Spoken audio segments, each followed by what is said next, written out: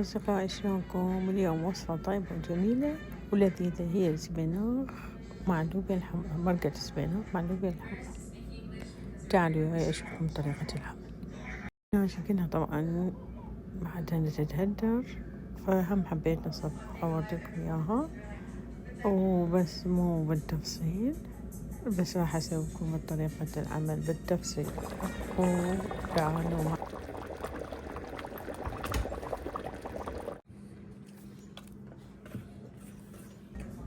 هاي هنا أنا صبيت شندا أكون بس مشكلة شيء سهل نكون العافية.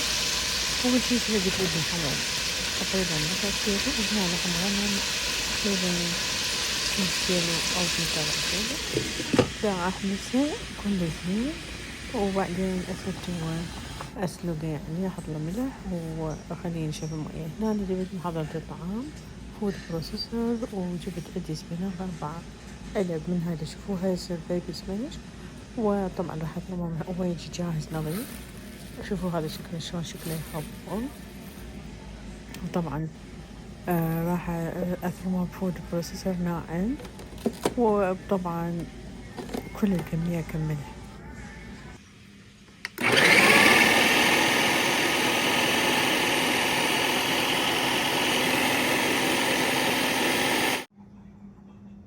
هذا شكله شوفوا شلون صار ناعم بهذا الشكل. بعدين اللحم حطيت له مي فاير، وبعدين حطيت له ملح قريب ما يستوي. هنا الكزبرة هم ثرمتها بهذا الشكل الناعم، وهذا سبانخ وكميات صارت كلش زينة الحمد لله. وطبعا هسه حطيت الجدر على النار، حطيت شوية زيت بيه، وراح أحمص الكزبرة أولا، قلبها إلى أن تحمص تماما. وبعدين بعد ما تنشف تحمص تماما راح أجيب السبانخ المفروم، طبعا انتظر أصدقائي كلش يحمص.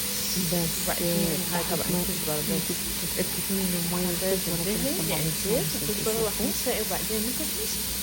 وبعدين نحطهم عليه السبانخ مثلا كلها يوشوا مع بعض.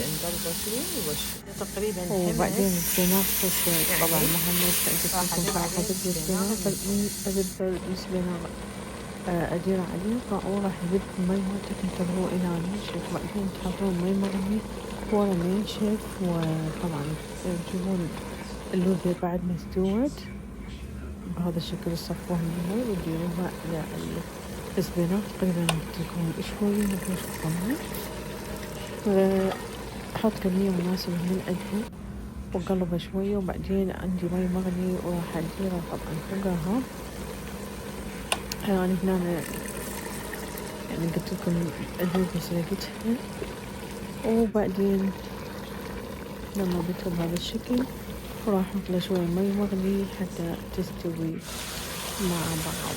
عندنا اللحم استوى تقريبا نشف المي مالته، راح نسمع بعد شوية. كنت حاطت له ملح قريب ما يستوي كان صار قريبين، وبعدها راح أضيفها على السبانخ قبل ما أحط له المي.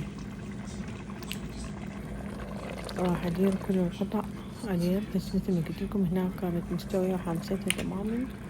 وبعدين شو اسمه محضرة مي مغلي بقى هنا. طبعا قوة الشيلة اللي انشال التليفون بيه الثاني، وهنا طبعا اللحمة حتوقع بس مو مشكلة، ما وقعت بالقاع بس قعدت هنا مو مشكلة، يلا شلتها عادي. بس حقلب شوية مع بعض، وبعدين أحط شوية مي وملح وحلبة، ملح حسب الرغبة وحلبة هم حسب الرغبة. حلبة مطحونة طبعا يابسة مجففة بهذا الشكل تجي. تحطون كمية هي المفروض تجي فريش، يعني إذا فريش هم طيبة تحطون حلبة فريش، بس أنا ماكو حطيت حلبة يعني مطحونة مجففة.